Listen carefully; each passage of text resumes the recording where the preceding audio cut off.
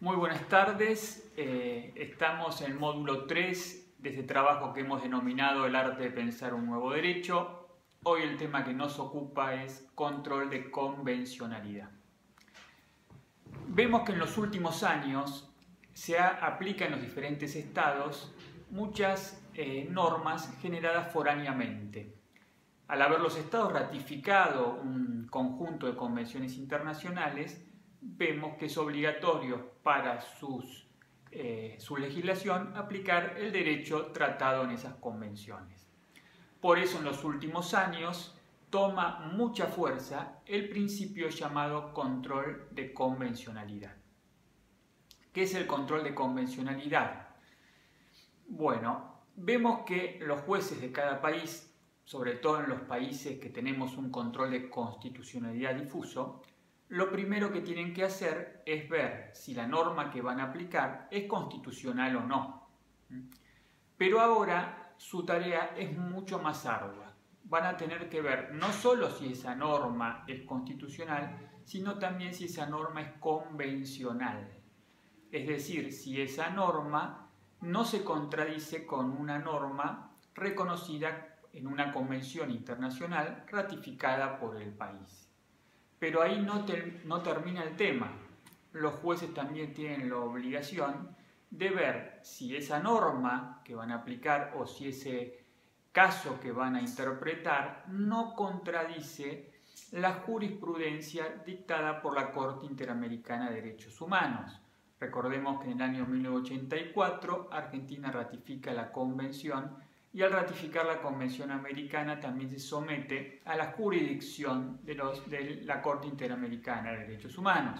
Es decir, que es muy compleja la tarea judicial porque, repetimos, debe realizar un control de constitucionalidad, un control de convencionalidad en cuanto a las normas de la Convención y un control en cuanto al seguimiento de la jurisprudencia de la Corte Interamericana. Ahora bien, ¿cómo nace este control de convencionalidad? No nace ni de un congreso, ni de un encuentro de juristas, ni de una comisión especializada. Nace en forma pretoriana, nace de la propia jurisprudencia de la Corte Interamericana de Derechos Humanos. Es en el mes de septiembre del año 2006, en el caso Almohacid Arellano contra Chile. En este caso, la Corte Interamericana dice lo siguiente. Punto 1. Los jueces están sometidos a la ley. Punto 2. Al estar sometidos a la ley deben aplicar el derecho vigente.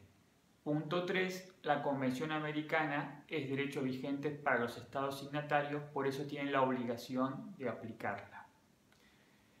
2 meses después, en noviembre de 2006, viene otro leading case de la Corte Interamericana, es el caso Trabajadores Cesanteados de Perú, donde la propia Corte dice que los jueces deben armonizar su legislación interna y tratar de que la convención sea aplicada, es decir, el empleo útil de la convención. ¿Por qué la Corte americana genera este control de convencionalidad? Porque es más fácil para la Corte que sean los propios jueces internos de cada país el que sean los intérpretes directos de la Convención Americana y que ellos mismos hagan el control efectivo de la aplicación de las normas de la Convención. ¿Cuáles son las dificultades que tienen los jueces para realizar el control de convencionalidad? Las dificultades más usuales. Vamos a decir que son 3. La primera, que los jueces no están acostumbrados a trabajar con convenciones. Generalmente muchos de ellos, cuando hicieron sus carreras universitarias, las convenciones no estaban ni siquiera firmadas. Vemos en sus fallos que rara vez aparece alguna mención a alguna convención y cuando aparecen lo hacen muy superficialmente.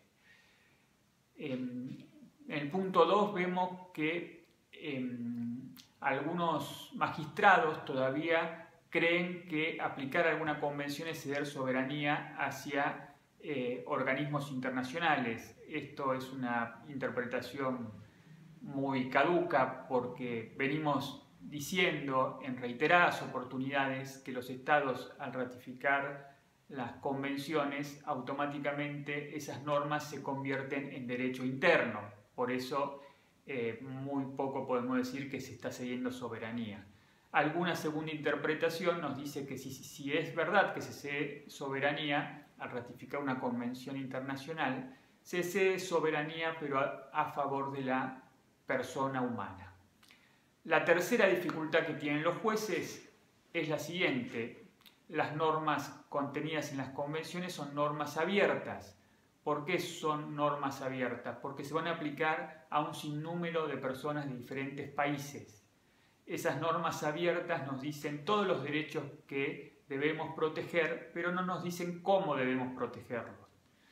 Ahí viene la tercera dificultad de los jueces, es armonizar esas normas abiertas a la legislación interna. Es un trabajo complejo, pero creemos que con el transcurso del tiempo se puede ir perfeccionando. Ahora vamos a ver qué obligaciones tiene un Estado cuando suscribe una convención. La primera obligación que tiene el Estado al suscribir la convención es crear las normas suficientes para aplicar los derechos contenidos en esa convención. Esto no significa que para aplicar los derechos siempre los países deban generar legislación, pero pueden crear algunas leyes para facilitar la aplicación de las normas contenidas en esa convención.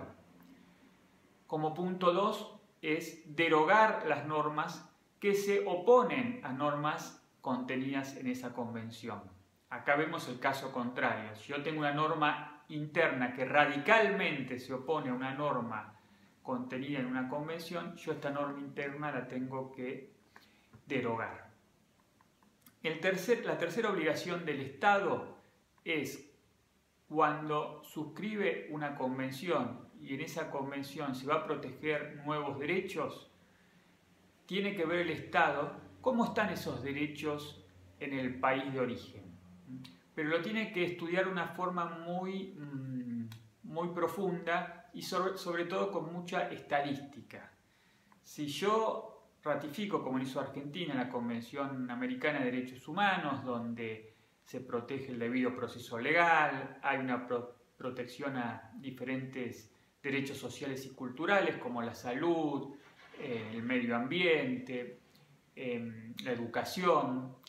¿Cómo están esos derechos en el país de origen? Porque si no, yo estoy ratificando una convención que me va a obligar a una serie de puntos que debo cumplir y de antemano no los estoy cumpliendo.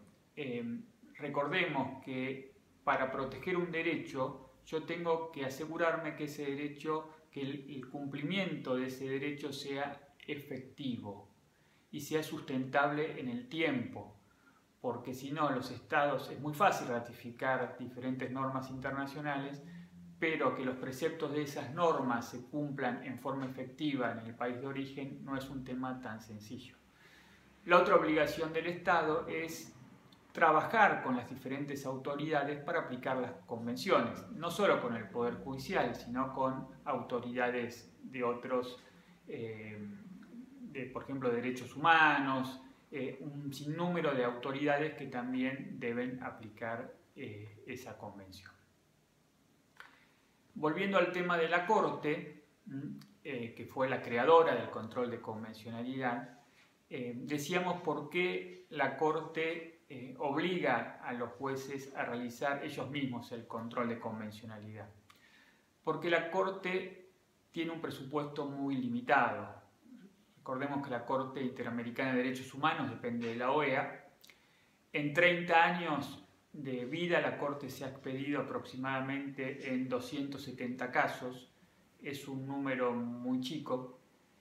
Pero bueno, lo hace ¿por qué? Porque la Corte sesiona 4 veces por año, cada sesión son de 3 semanas, y eso le podemos agregar alguna sesión extraordinaria, pero no tiene mucha cantidad de juristas para resolver todos los casos planteados. Por eso los casos trabajados en la Corte son de cumplimiento obligatorio para todos los estados. La Corte no solo dicta sentencias, sino en cada sentencia realiza un sinnúmero de doctrina judicial, de doctrina que va a tener que ser aplicada por los diferentes estados. Algunos doctrinarios dividen el control de convencionalidad en dos partes. Un control represivo de convencionalidad, ¿cuál es?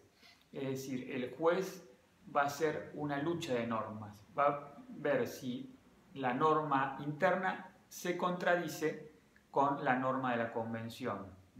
Ante la duda va a aplicar, por supuesto, la norma convencional. Pero la doctrina dice que también hay un control constructivo de constitucionalidad.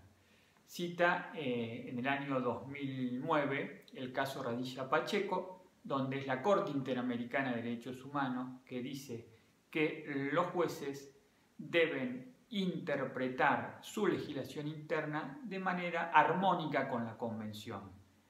En el control constructivo de convencionalidad ya no es una lucha interna de normas, sino lo que está diciendo la Corte, que los jueces armonicen su derecho interno, que apliquen su derecho interno armonizadamente con las normas de la Convención.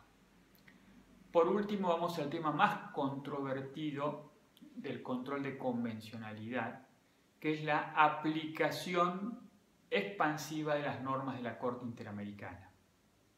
Podemos citar un caso, el caso Pulacio con Argentina. En este caso, se trataba de un chico menor de edad que muere en una comisaría. Lo importante, no vamos a tratar el caso aquí, pero lo importante es que en este caso se dice que